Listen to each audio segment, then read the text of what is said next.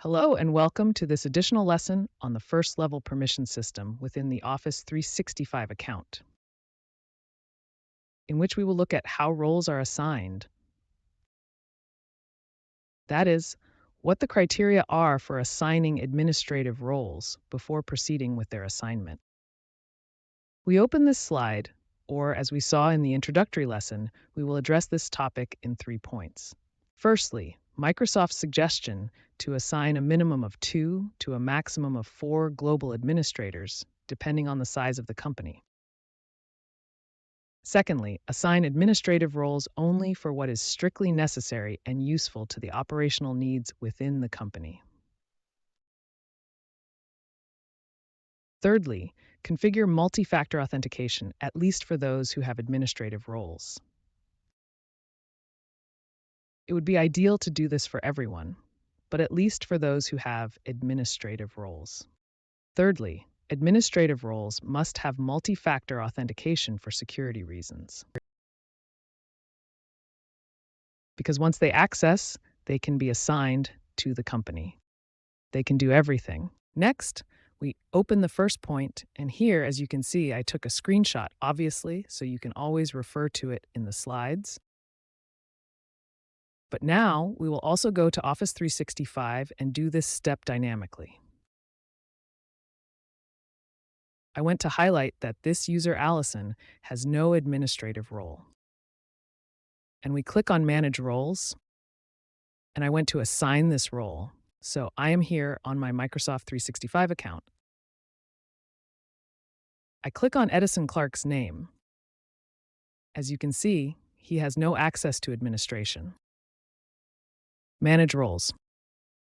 And I will first click on what I want to do so that this user has access to the administration interface. And then choose which administrative role to assign to this user. Next, the global administrator saves the changes. At this point, Allison Clark is a global administrator. Microsoft suggests not granting these powers to more than 2 or 4 people based on the size of the company. Why? Because the people who have these powers have total access to the organization. They have almost unlimited access to configurations, to data.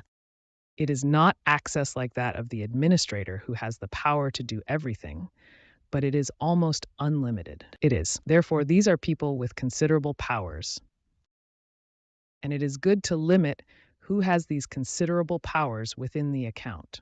Anyway, beyond the fact that these powers should be limited as much as possible, it is necessary to have at least one global administrator and one authentication administrator. Also, to ensure that in some cases, all tasks to be performed do not rely solely on the main administrator.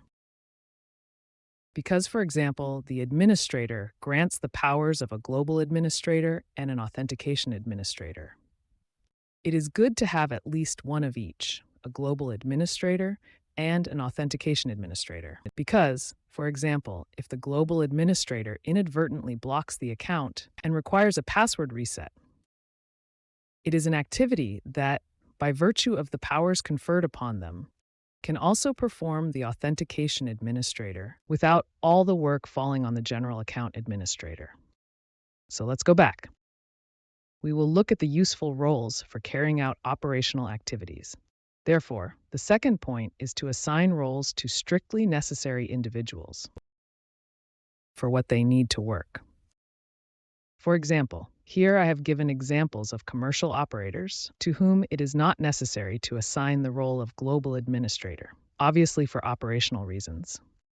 For example, to the one who performs the function of management control, who will therefore also need to see all expenses related to Office 365 licenses. It is not necessary to assign him the global administrator role. It is sufficient to assign him the license administrator role.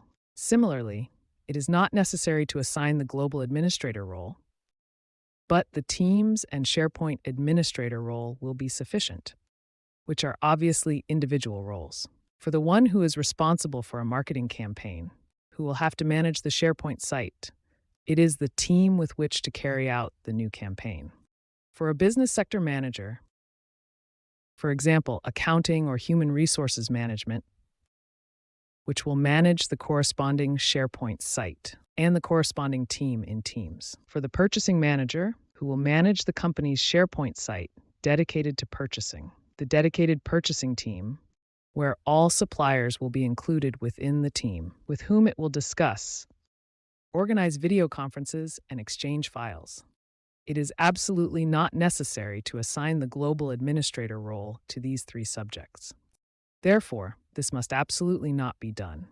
Third point, multi-factor authentication.